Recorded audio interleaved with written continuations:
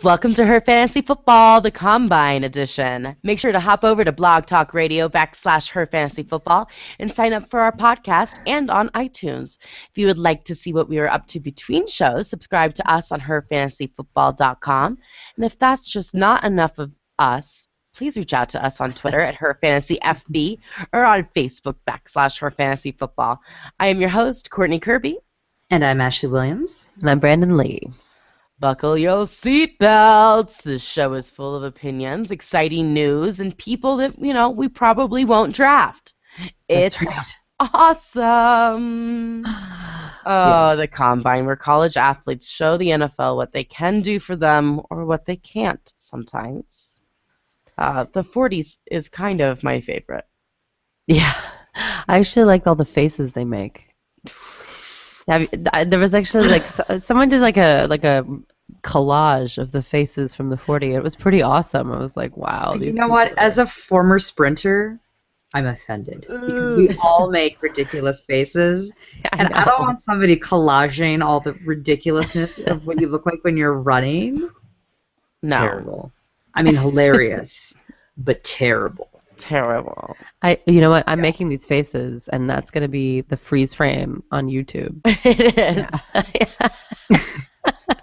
It's true. It always goes on a weird freeze frame. You notice this? I'm like, what is the rhyme and reason as to what random thing it selects in terms of what's going to be on the YouTube? And it's usually Brandon. It's always, I would say 85% of the time it's me. Yeah. Did you know that you can actually select the freeze frame? I did not. Yeah. Well, then we're learning every day. I'm not going to fix it, Brandon. Not going to fix it. We like to see the surprises on your face. It's so good. Which, speaking of, we adore all of you, but I have a heinous cold. So if you are wondering who is this person, it is still me, Brandon. I just sound very funny, and I also am a little cold-induced medication-wise. So I think you might actually have the lowest voice this show. I think so. I mean, at a certain point, for sure. I haven't been talking much today, so I've been saving it up. Saving it. Banking it. Banking it for some rookies. I'm banking my rollover minutes. That's right. These commercials are so ridiculous. It's good. It's good. Well, back to the Combine, ladies. Yep. Combine. Where we were. The Combine. An article came out today about the fact that they're really evaluating whether or not some of these things are crucial in evaluating players, such as the 40-yard dash for offensive linemen. Right, exactly. Mike Rodak put up an article on ESPN.com reporting that the NFL will study the data from the Combine drills to determine if the drills accurately reflect the type of information that scouts need to assess. I think it's safe to say that it doesn't. I mean, that's my whole problem with the Combine in general, is that it's like, oh, okay, how fast can you run in a straight line without anyone trying to tackle you? That's great, but that's never going to happen on an actual football field. So I always think that the tape is more important. But they're thinking about doing things like more strength type of drills for the linemen, as far as mobility and strength, and then longer sprints for the defensive backs that have to run toe to toe with a wide receiver all the way down the field, things like that. And I think that would be cool. But the problem is that there are these benchmarks, right? We have the 40-yard dash. We all know that Chris Johnson has the fastest 40-yard dash recorded at the Combine. Yeah. And we know what everyone's Combine scores were that are in the league that attended the Combine. So if we don't have those Combine things anymore, it's hard to assess, compare them to the people that are already in the league. And it's hard to know, okay, well, what would be a good time then for, a 20-yard dash with people trying to tackle you? What would that look like? There are a lot of variables. So I don't know. What do you guys think? I think that, maybe we should specialize it a little bit more by position, because you're right. Does it really matter if an offensive lineman can run 40 yards? I mean, it's so rare he actually will run 40 yards, right? But with that being said, what I do think is interesting about the Combine is you look at people like who's the guy that is coming in from Division III team this year, an offensive lineman. Oh, yeah, he rocked it. He rocked it. What's his name? His name is looking for it. Ali Marpet, right? Yes. Okay, so you look at some guy like that, and it's like, okay, well, this guy maybe would never have been noticed if he didn't do something incredible, like did pretty well at the Senior Bowl, and then he comes to the Combine, and because of these things, he like dominated everybody. He's really moved his way up the rankings, right? Or you look at a guy that's small for his position. I always look to myself, when I played sports, I was really short for an outside hitter in volleyball, 5'8" compared to 6-footers, but with a 30-plus vertical, I was in the game, and yes, you could see that on tape, but when you compare numbers against numbers, it's ways for somebody that maybe is a little bit small for the position to be able to move ahead because they have maybe a really fast 40 or they do really well with a vertical jump or whatnot. That again, the tape is what matters, but I don't have a problem with still doing some drills. Well, yeah, and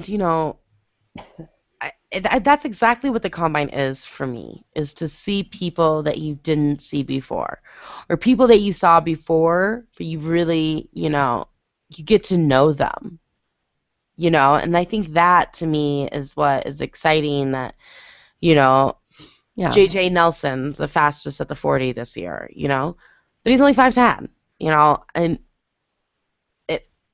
but he did really well, and so maybe people will look at him in other areas, and I think that's what it's all about,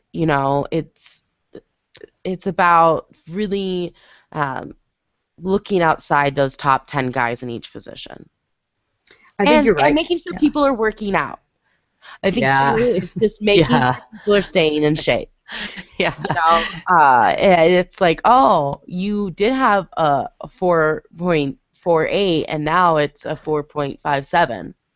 Yeah. Why did it go down more than, a second? So I think, that stuff's really, that's why the Combine, I like it the old way. Keep it the old way. It's fun. It's tradition. That's what these guys look forward to doing. The same stuff that the guys before them did, and comparing themselves to the Chris Johnsons, Des Bryants and stuff. So I think it's fun. Well, and I do think you got to have something, right, Courtney, in the sense that you look at somebody like an Antonio Brown, right, who's 5'10", not tall in a wide receiver category that now is being completely overtaken by the big, powerful receiver, right, the Brandon Marshalls of the world, the Megatrons, the 6'4", 6'5" guys. And if you sit there and you look at certain people, depending on certain conferences within college, you're like, okay, well, yeah, he outran this guy, but he's just in the ACC or whatever.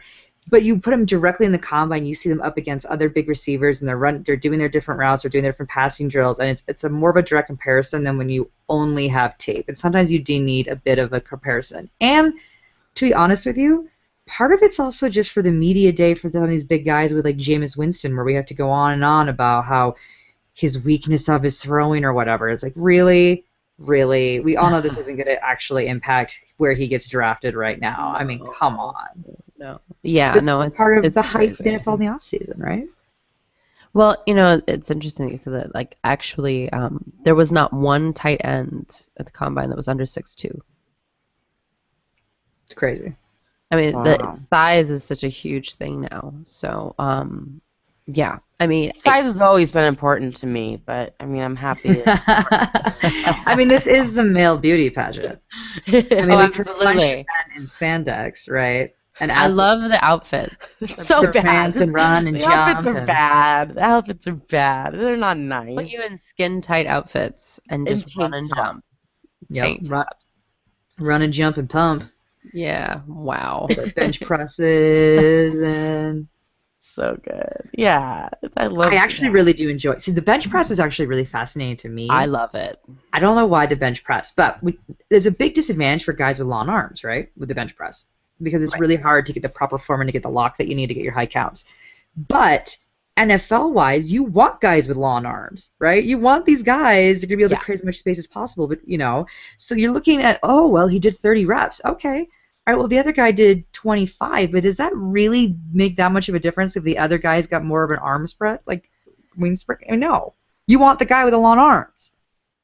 Right. Yeah, and I'm sure they all have that equation in their little books when they're looking at it, It's just fine. Which one I don't get is the broad jump, right? When are you ever going to take a frog? down the field. I know, Vertical I it's so get because good. you're like jumping to catch balls, Right. Yeah, No, catch the broad balls. jump is bizarre. It's totally Broad trash. is just The only thing I could possibly see the broad jump possibility for is maybe if you're trying to block a punt. Maybe you're kind of like you leap and you're like, ooh, right? Maybe. yeah, That's I about guess. it. Thank you, Sure. Ashley. Thank you for Okay. making that But relevant. you know what? I would applaud any player that all of a sudden stops on like the 5-yard line and does a broad jump into the end zone. Seriously. That would be awesome.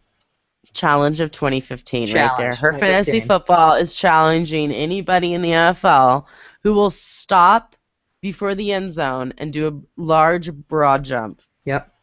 Stop, drop, and broad. Stop, Yeah. drop, and broad. I like it, Ashley. I do wonder. That would be probably my number one question then. If I was an NFL stats guy, I'd be like, okay, what am I supposed to take away from the broad jump? It's literally that's one I could see if they're evaluating the broad. that one should go. should first. go. Shuttle run's important. 40-yard dash is important for certain I love the positions. shuttle run. Particularly. The shuttle Yeah. run is fantastic, right? I mean, those need to be in the broad jump. I don't get it. The vertical jump is important. The three-cone drill is important because that actually shows your mobility, be able to change pace and Love it, actually keep your balance. But really, the broad jump, like what could we substitute for the broad jump? I don't know. There's got to be something. I think something that's about tackling. Maybe. I always just feel like there's Blocking. no, yeah. Yeah. Maybe if we can combine like a biathlon of sorts where you have to like bench somebody, get up, do the three-cone drill, do a broad jump, and then do a vertical jump. Yes, Ashley. Now we're talking. Yeah. It's I think they should just do a mud run. They should really just mud run. That's nice. They should really just talk to us before deciding next year. Are you kidding? If you're one of those people, if you're one of those full people of that's in an outdoor stadium, you do mud runs. It's actually Sure. applicable. It's applicable. Very nice. Applicable. Well, let's get into the actual players and what they did. We're going to go by position, starting off with most likely the number one pick in the draft, 2015, quarterbacks. Yeah. Well, it was definitely the Jameis Winston, Marcus Mariota show. I love Mariota. For sure. Yeah. I mean, that first of all, they performed as well as everyone thought they would. So it certainly wasn't, just a bunch of, talk. They backed it up with their performances. So, all signs are pointing to Jameis Winston being the first pick to Tampa Bay, unless his, let's call them off-field issues. Right. If they dive into it and are just really freaked out. Now, I'm freaked out, but what Tampa Bay decides to do is kind of their own deal. But it's kind of a perfect fit, though. No, right? I think it's a done deal. If the Jets weren't going to get them because the Jets just seem to like attract quarterback controversy and nightmares, Right. then why not Tampa, right? Why not? Absolutely. I think it's perfect. So, but I do want to remind everyone, listen, last year there were a ton of rookie quarterbacks and people were really excited for them and they came out and none of them were really fantasy starters unless you were in a 2-quarterback league. And even then you were like, Teddy Bridgewater had the highest yards per game, which was 224.5 on average, which was 22nd in the league. And then Derek Carr was the only one that started week 1, so he ended up the season with 3,270 yards and 21 touchdowns. I mean, when you're looking at quarterbacks coming out of, college, unless you're in a dynasty league, I just don't suggest ever starting any of them. But but I would say that Bridgewater and Carr and Bortles, they don't have Mike Evans and Vincent Jackson, I mean, he is going into a team that does have legit weapons and a great head coach. But a defensive-minded head coach. So it's not True. This is true, but still, I mean. My still think he's gonna issue both weeks. for the dynasty though is his off-field issues, right? Because Of course. if you're in the dynasty, you're really rolling the dice with somebody. Like for me, I would rather take, Mariota because he doesn't have the off-field issues. They're pretty comparable in talent, Yeah. and it's not as risky. Because you do have to think long term and longevity with dynasty. Oh, it matters where he's gonna go though. True. Yeah. Winston's going into an offense that is ready for a quarterback and ready to go.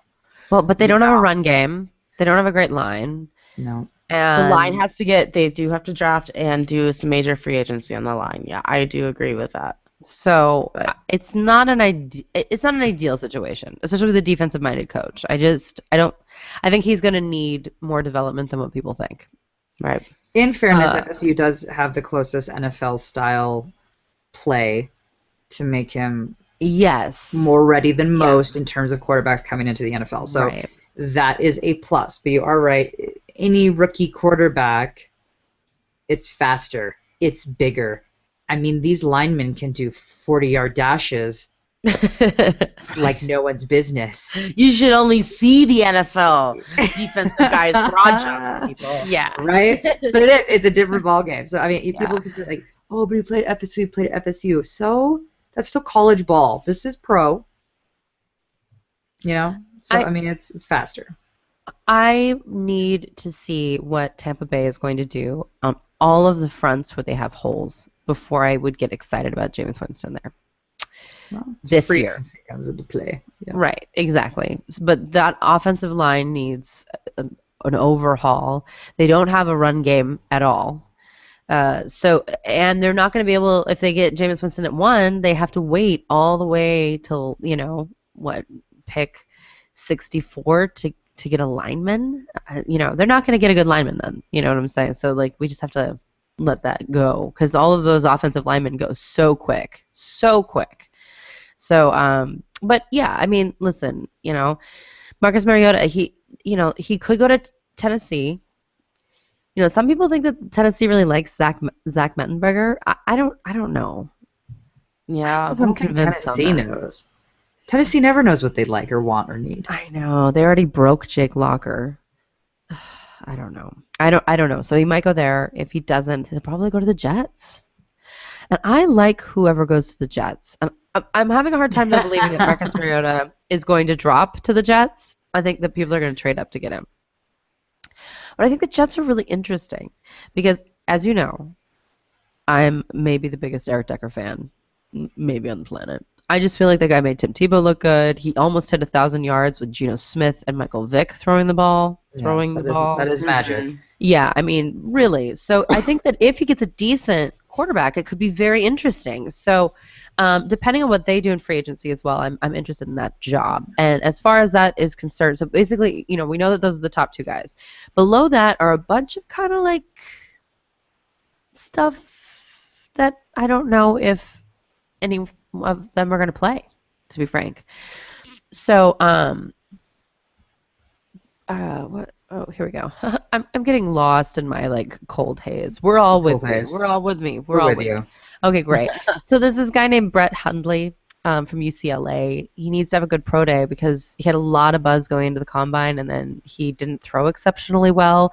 And supposedly he has a tough time reading coverages. So I don't know why he had all the buzz anyway, but anyway, it's a very weird thing, but he's going to have to step it up. Garrett Grayson from Colorado State, one of our homeboys. Yeah.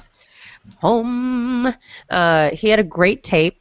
He is great with the deep throws, and he had a great season, but he's not like the sexy athletic type that's in vogue right now. But I think he might be a nice pickup for one of those teams that might want a second-round quarterback or a third-round quarterback. We're talking like the Bills maybe. Mm-hmm. Someplace. I like him.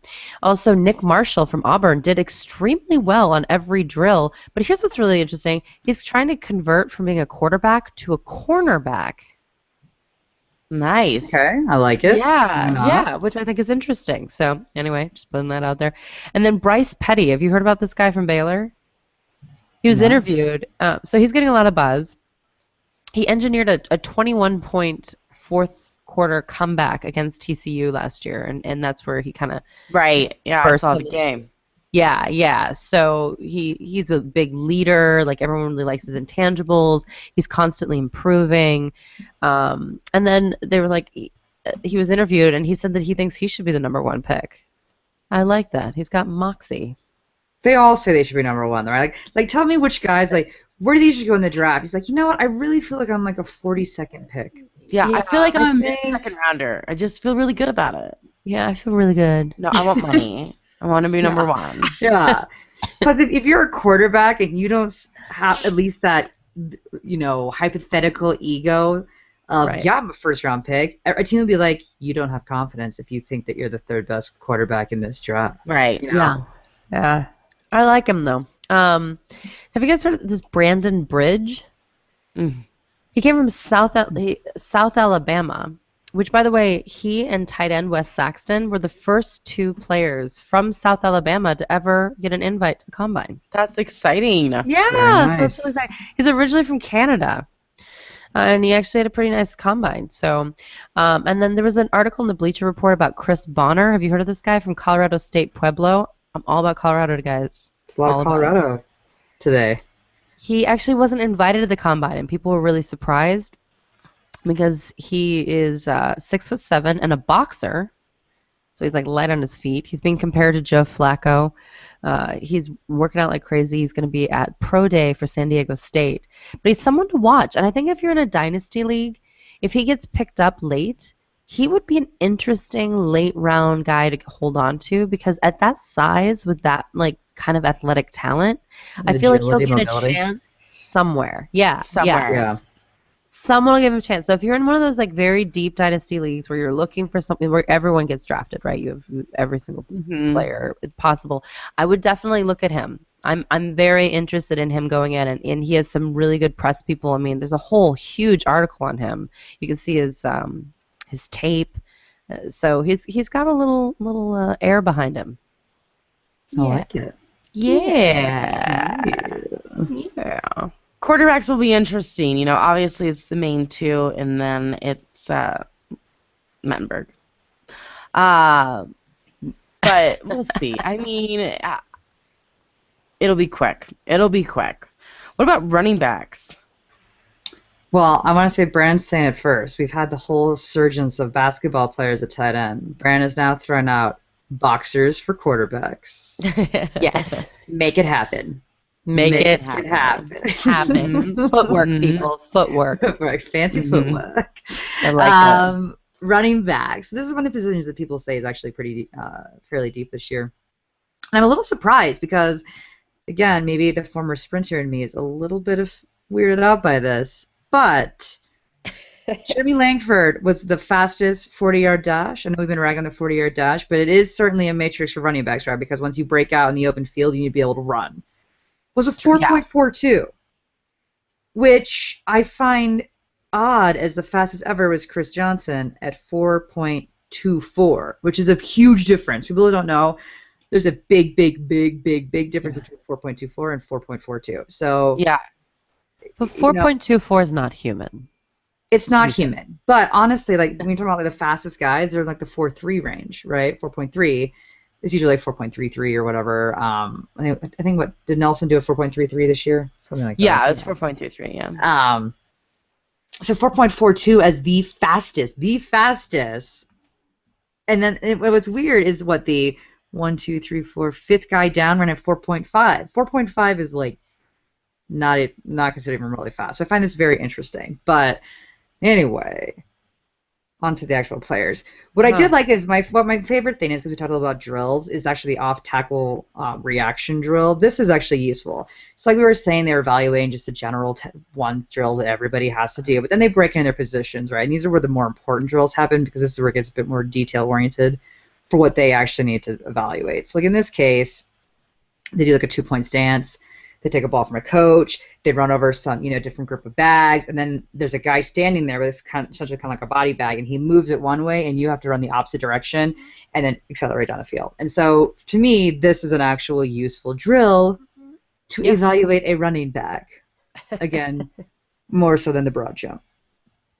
Just saying. But I'm this gonna is kind of broad jump similar. to the Gatorade. Yeah. I'm telling you, stop, drop, and broad into the end zone. This is also kind of a two-man hunt, though, right? In terms of running backs, similar to quarterbacks.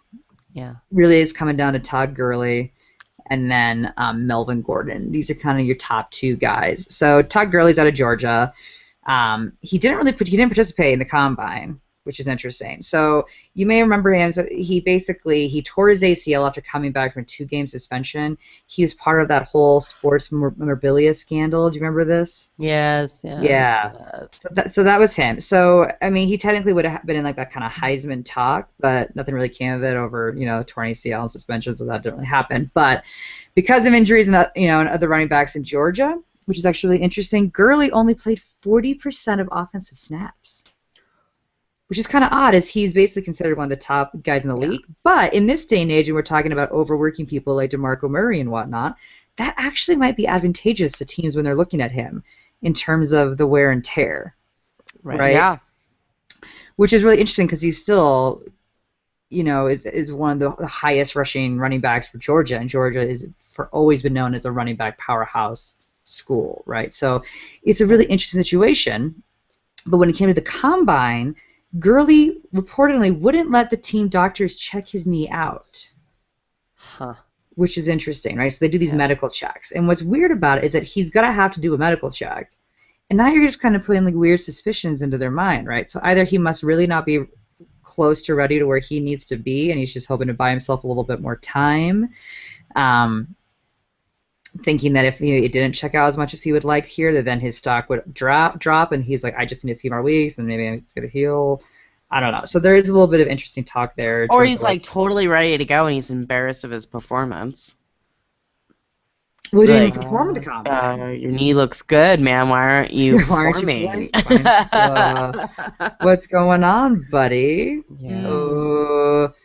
But he's still considered one of the top players to go in terms of the running back. Now, Melvin Gordon is the other one. He's out of Wisconsin. 6'1", 215-pound guy. He's a big guy. Again, running 4.52 40. Not impressed. But he's technically considered who probably will go first over Gurley. And the only real kind of issue with him is he's not very good at pass catching, and he's also not very good at pass protection, which isn't as important per se in college, but incredibly, incredibly important in the NFL. Yeah, you can't play for the Broncos. No, no, you can't. Certainly not. But he's incredibly talented. The guy had like 7.6 yards per carry in his last 2 seasons at Wisconsin. Oh yeah, he also had that game where he broke the records. Crazy, Crazy all game. Records. He's insane. Yeah. And he's got really great vision in the field, which is incredibly important. He can find holes. He's nimble. He's shifty.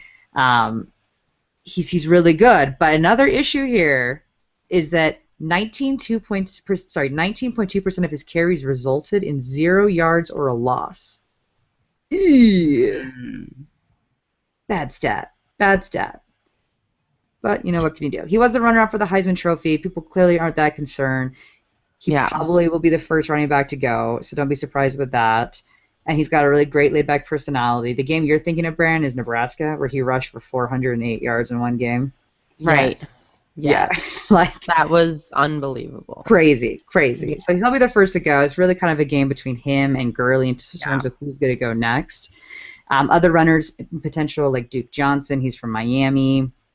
Ajayi, I want to say is how you would say his name. Ajayi. There we go. He kind of compares himself to a Marshawn Lynch because he's an incredibly powerful runner, and he's the kind of guy that's hard to tackle, hard to get down. And then I actually like a guy named Tevin Coleman. He's out of Indiana. Small, 5'11", 206 pounds, a lot of weight for a 5'11" frame.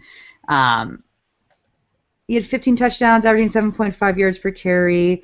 I like him. Half of Coleman's 28-yard touchdowns were for a 40-plus yard gain. So again, for me, this means he can get open in the field. He can break off. That's incredibly important. Now, he did not participate in on-field workouts at the actual scouting combine because of injury, but he did some of the, the bench work. So he got out there, did some good stuff. But he's one of the few players at the 18th only to have a 2,000-yard season, which is great. And what was the most important thing for me here, which I know is a little crazy, is that he did it with a broken toe for majority of the games, which That's nuts. It's nuts. When you're in a running back position, your toe is your stability, right? This is what's the ability to break off, to be able to be agile, to be able to break through the holes. Your toe is, as people laugh about turf toe and whatnot, it's incredibly important. So the fact that this guy is able to put up 2,000-yard games with a broken toe and still play these games shows durability, which is always an issue when it comes to running back. So I really like him as well. And there's some other guys out there. Buck Allen's out there from USC, David Johnson from Northern Iowa, but really those are the guys that you're focusing on. And that's who's going to really be in the pick. Now, again, I don't promote, per se, rookie running backs. They don't seem to do well for you, per se. But we're going to have to wait running backs. Who was a good rookie running back last year? Bishop Sankey. Don't get me started, bro. Don't. No, last year, though, remember, they didn't even have a running back go in the first round. I mean, or even in the second. It wasn't a running back year, but the year before, Eddie Lacy. Yeah, and then, Alfred Morris. A lot of them do well the first year, but it's all about where you land. It's where you land, right? And I think these guys aren't going to land a team that's gonna warrant you picking a high draft pick for him, is what I'm gonna say here. I don't have a problem with you picking them up in terms of a guy that should be your third string guy, second string guy. I think you can wait on that. And again, I'm just not impressed with these 4 or 5 numbers, 4.5s. I mean, just come on. Yeah. Come on. I'd agree with that. There are several wide receivers that had very nice 40s, I will have to say.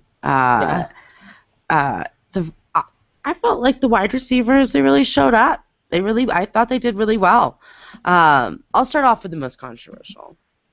Dorial Green Beckham. Hello. The Jameis Winston of wide receivers this year. Oh, no one wants to be that. And that's what I was saying. Nobody wants to be compared to him, but that's what people are saying, and it's not fair. He likes marijuana. He's not, He doesn't like crab legs? He's not Winston. He's not, him.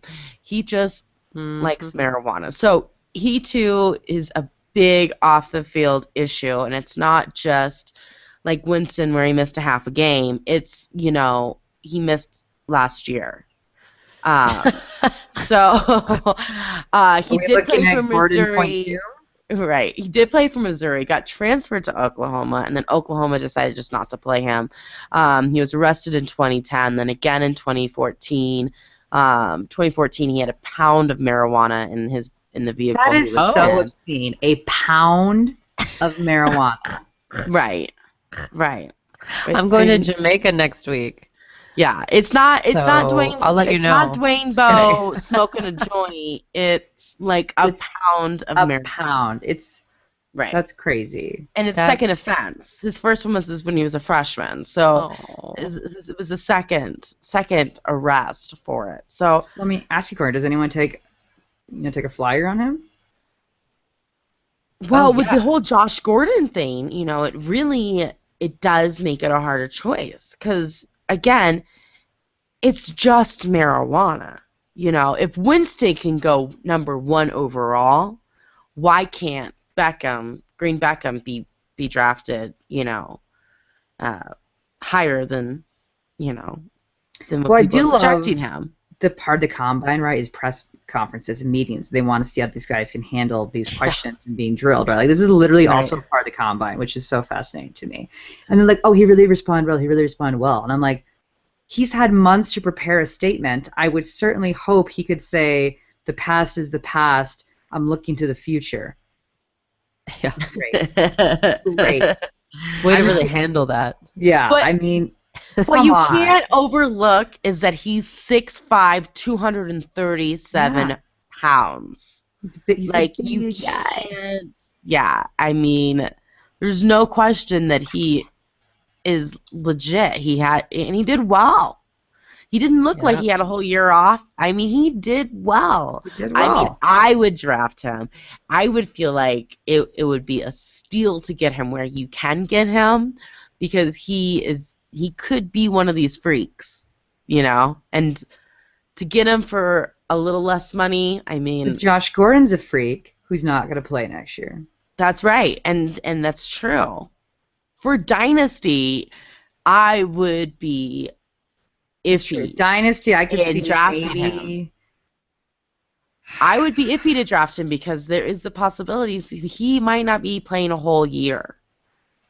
It is possible. Now, rumors that Seattle wants him. Well, that's going to be even worse if he goes to Seattle or Denver gosh. where it's legal. Right? Yeah. Yeah. So, like, he's like kosher, and he just like, you know, and then Oh, just and fails a man. drug test for the NFL. I mean, it doesn't matter if he gets pulled over with, you know, weed because it's fine, but he would get in trouble with the NFL. I mean, it's That so is such a to good me- point, Carney. Why send him to like a playground of pot? Right. Yeah. Oh, exactly. I mean, so mean- I mean, it's kind of setting him up for failure. I think. Do you think they'll make Russell Wilson like his mentor? And he can just like whisper to him like, "Don't smoke the weed." He's really good at whispering. Jesus. I don't know. I mean, maybe. You know, Russell's a good guy, and maybe that's exactly what. That's what I'm saying. They may Green be Bay needs. thinking that they'll mentor him Yeah. up with somebody that Yeah, I mean, Pete Carroll. I don't know if that's the coach you want to Pete have. Carroll I mean, loves projects, though. He loves projects. Yeah, it's true. Yeah, so And they he also need the thinks they wide should make. receiver.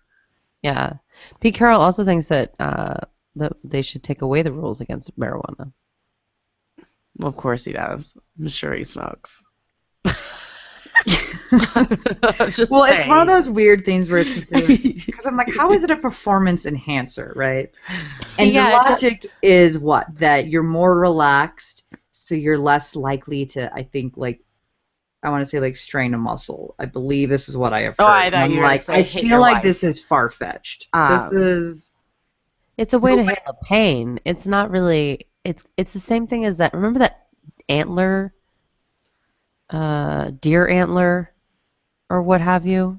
no. Remember that people thought that Ray Lewis was using this like antler. It's organic, but it's considered a performance enhancing drug. But really, what it is that it's a way to mediate pain, and that's what marijuana is too. And in fact, actually, Pete Carroll said absolutely. that they need to do research about maybe that would be a good thing for concussions, for sore muscles, for Sure. the aches and the pains that you have. So so it's not really like performance enhancing like that. But I've literally heard that it relaxes you, which is what It makes heals you. It doesn't improve you. It heals Yeah. you. But I would argue cortisone also is the anti-inflammatory that takes Absolutely. pain away that Yeah. you're to shoot up at free will in the locker room at halftime. I mean, I agree. It needs to be looked at. The problem is it's not legal everywhere yet. So the NFL Right. certainly can't say, "Yep, good, all good in our book." Right. No. But Pete Carroll's trying to do what he can do. Maybe it's for Green. Yeah. Maybe it's for Green Beckham. Who knows? But I do like him. He is huge. He's athletic. If he can deal with not getting arrested and making dumb choices, I'm into it. Awesome. I'm into it. Kevin White from West Virginia. Man, this guy is fast. He had a 4.35 40, which put him tied for third place overall, or for wide receivers. But he was, for wide receivers, excuse me. But he was a top wide receiver for the 40 out of like legit wide receivers. People that they're actually gonna like draft in the first couple of rounds. So, I think he just went up and up. So it really was. I think everybody knew what wide receivers could do. It's just like how much is it going to improve them in the draft? So, and I just want J.J. Nelson. Let's just throw it out there. Fastest 40. It's very exciting. He's the fastest man this year. He's still 5'10" and appears not to prefer contact, which is kind of a big deal in the NFL. So that could be a problem. He doesn't really like blocking or like touching other people. But I don't either, JJ. Yeah. I agree. It's why I do He's fantasy. little. He is little too. I mean, he seems very petite. Well, if you don't like contact in college ball, he's gonna really hate it when he's got NFL-sized guys contacting him and tackling him and pushing him off the line. Yeah, I'd prefer if you wouldn't hit me. Yeah. I guess, but if you could give me my 5 yards, sideline receiver, and just catch the ball, run out, I guess that could be his thing. Bye. But I know people are really looking at him more in special teams, punt returns and such, because he can catch the ball and he's fast. So, you want to talk about getting laid out? I know. I don't like contact, but I want a whole team just like. Yep. I want to be the main person. It's different if it's different for him just to get laid out, but like for him to be a receiver and like block people, get in people's way so they can open up other receivers, the tight end, and move things around for the running back. That's what he's not like into. Yeah. Or very I feel like that's something he's gonna have to work on his pro day, right? So like the combine's the first step, right? And then the next thing comes is the pro day. And so that's something he's probably going to have to overcome at the pro day with coaches, because nobody's going to want to draft a guy that openly says, I don't like contact. Well, it's very possible that J.J. Nelson might not be drafted. So, yeah, I mean, his pro day has to be really good. But his combine was really good. I mean, he was the fastest man. I just kind of feel like I don't like Outlook, but it's part of my job. Yeah. Right? At a certain point, it's like, okay, but what does bringing up not liking Outlook have to do with anything? It's not going to help. So just get over. You don't like contact. I'm sorry. That's your job. My job is Outlook. Yeah, we have different pains. Chris Conley out of Georgia, he showed up.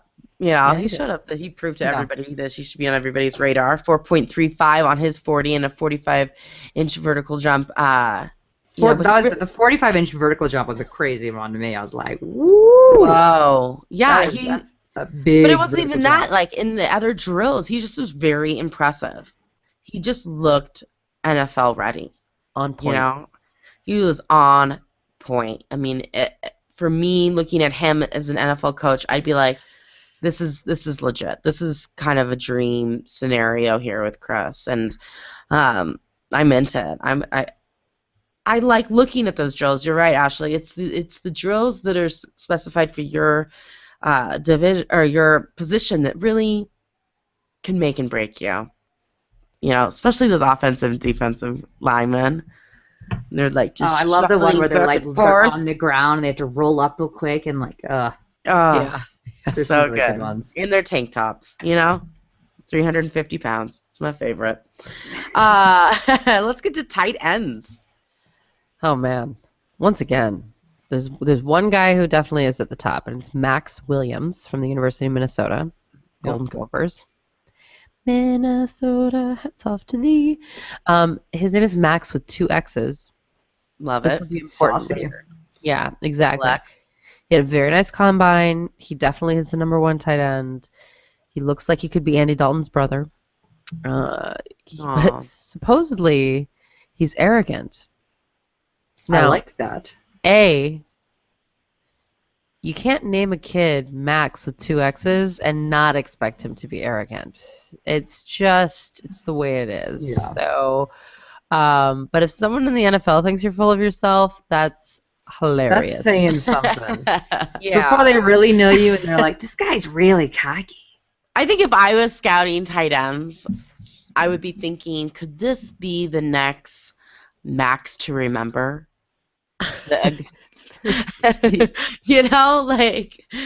Or is this going to be the next Hernandez? You gotta try to find the balance. You really do. But I could argue it could be Max with 3 X's, the triple X version of triple Max. X. Triple X Max. But in a position that gets a little maybe shadowed in something like the combine, maybe this has been a really interesting way to set himself apart. Yeah. Well, his dad played for the NFL. He was a center. His name is Brian Williams. And, they do say that guys that have, former NFL playing, dads or family members are usually more confident. So he is right there. And frankly, he proved it. He did a great job. He's 6'4", 249 pounds. He's a pass catching tight end, but he can also block. So if you're in a dynasty league, he's a definite pickup. But once again, tight ends as rookies, bad news. Just don't do it. But if you're in dynasty, that's fine. Clive Wolford was, he kind of went in. Everyone really liked him at first, and then he just was sluggish. Like what we're talking about with like the drills, It was almost like he was kind of like, So he's gonna have to have a great pro day. He's a really good blocker, but I don't think he's fantasy worthy, and I think he really hurt himself. So, not really hurt himself because he's still one of the top guys, but this isn't a great tight end class. Also, for name of the year, Roy Busta Anderson.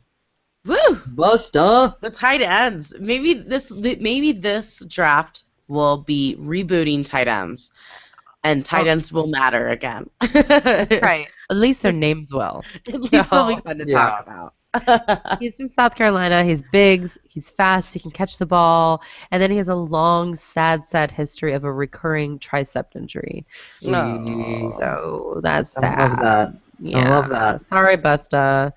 And Nick O'Leary from Florida State. Tough. He's a competitor. He can block. He'd be a great fit with a team that wants a tight end to block and roll out to catch like the occasional pass. But he almost never drops the ball, but he's not like some guy that's going to be running down the field, or he doesn't really break open, but he's kind of like Heath Miller. Does he have virtually no fantasy value, but obviously blocking tight ends are incredibly important for actual real football. Yes, very important, very, very important. Maybe kind of like a Brent Selleck, whose primary role is to block and then maybe catches a short touchdown. Right, and he doesn't drop it. So he can be depended upon, but you're either going to get 0 points or 15 points. Right. And he will drive you crazy. Right. And his name is Nick O'Leary, just so that you remember. No. Nick O'Leary. He will drive you nuts. You're the one. Jeff Heuerman from Ohio State has a lot of buzz around this player. He's fast. He's a leader. He's a great pass catcher. He's 6'5", but he's just not the blocking type. So gotta be able to block. You have to be able to block in the NFL. Yeah, so it's kind of gone downhill with it because people are like, you gotta do this. Sorry. And then big pro day. Yeah, Ben Koyak though is the one that I'm most interested in. He's from Notre Dame, and Notre Dame didn't really use him. Okay, so that's not his fault. It just they don't do a whole lot of passes to the tight ends, but he did well at the combine. He's 6'5", all the good stuff, but he's green. But he has a lot of potential. So I feel like he might be one of those guys that they get in the later rounds, but he could make an impact a couple years from now.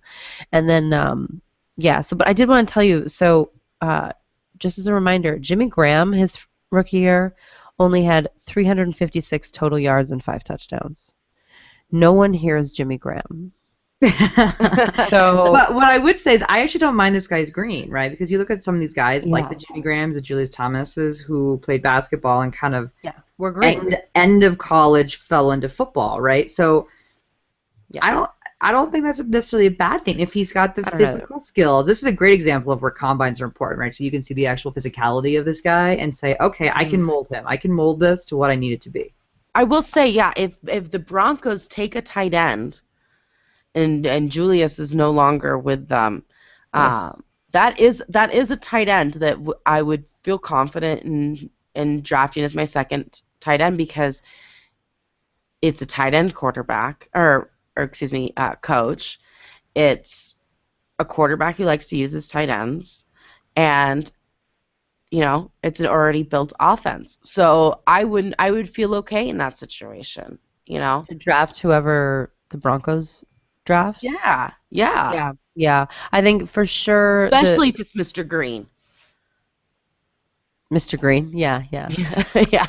We're Koyak or Green? Koyak. You're great. I think, yeah, I would agree with you. I mean, definitely the Broncos need a tight end. There's no doubt about it. I think they're probably going to try to get one of these like top guys, but I don't know. I like the kind of Green, but we'll see. I would say, Rob Gronkowski though did have a decent rookie season. He had 546 yards, but he had 10 touchdowns.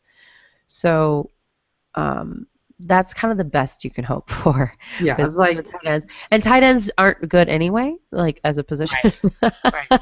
As you guys know. And for fantasy, they're just so hard to nail down. So, but last year, Eric Ebron, Jason Morrow, all those guys, like none of them panned out fantasy wise. So don't be. There's always hype around these guys. Yeah. And it so rarely pans out.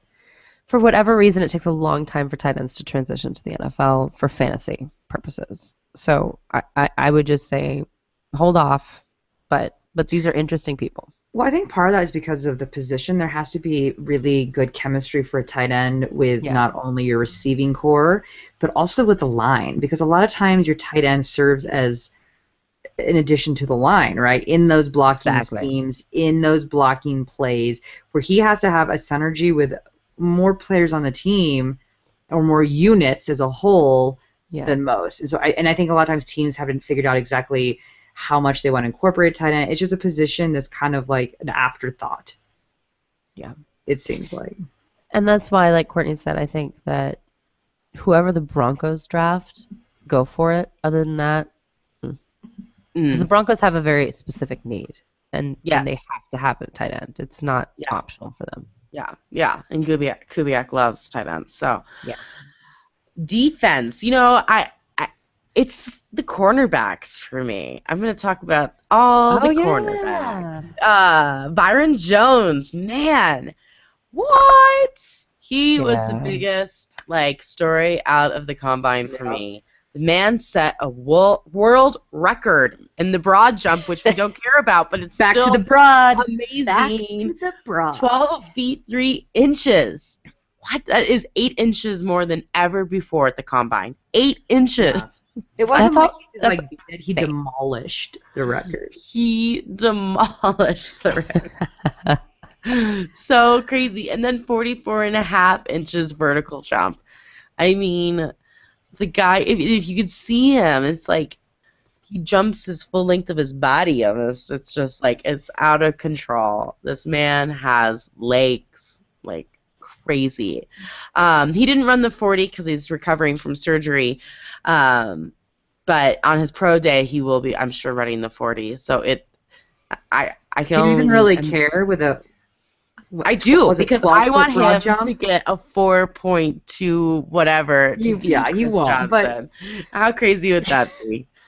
It was insane. I've watched the jump multiple times because the thing that of course struck me, I was like, wow, that was really good form. Because he tucked his knees in so high to get that. Because he can jump. Because he does have a 44.5-inch vertical, right? Because a lot of the broad jump is actually the height as well to be able to get the distance, right? So he had such good form. I was like, oh, that's so pretty. That was a pretty broad jump. It really was. Maybe he should get into track and field. He probably did do track and field. Of course he did track and field. Yeah. Maybe he could be an Olympian. Listen, whoever lands him is a lucky person because he's an athlete. He's what you want. That's an he's athlete. An athlete. I mean, come on. Higher than LeBron James, you guys. I mean, I just want to say that longer than LeBron James. All right, and we all know LeBron is a freak in the NBA. So I'm into it. Another cornerback who I just love is Trey Waynes from Michigan State. Everybody knew he was going to be up there in the first round, but didn't know exactly where. And then he runs a 4.31 in the 40. Awesome. And then he benched amazing too. He was crazy strong. So and he's handsome. But that's beside the point. He's going to go up there. And again, defense win championships. And So if there's you a have lot of teams in need of a corner. So absolutely. Yeah. As a Broncos fan, I hope it's not to, any of our biggest competition, KC, San Diego. If the Oakland gets them, that's fine. But Oakland. Oh, poor Raiders. You guys heard that the Raiders in San Diego are possibly going to share? I know, it's the stadium crazy. in LA. I can't. It's ridiculous. Sorry. So nuts. Redunculous. So nuts. Jalen Collins, another cornerback. His 40 was great. He was catching balls like crazy. Another one of these guys that just is very versatile. He's a threat. He's making some crazy like Odell Beckham style catches, just like, Yeah, just like really good catches. Out of LSU. Very good hands out of him. Yeah, exactly. I mean, there's several. Ronald Darby from Florida State. He's amazing. It's just there's several guys coming out that are cornerbacks that are just really good. So I'm excited. This is going to be a fun 2015 draft, which I just saw draft day for the first time. You did? I did. And I liked it. I actually liked it too. I liked it. Oh, I more thought you than didn't like it. Yeah, no, I thought it was good. No, I liked it. I just thought it was like. You cried. I did when he drafted Devontae or whatever. I cried. That was sweet. That actor's really good. I really like him.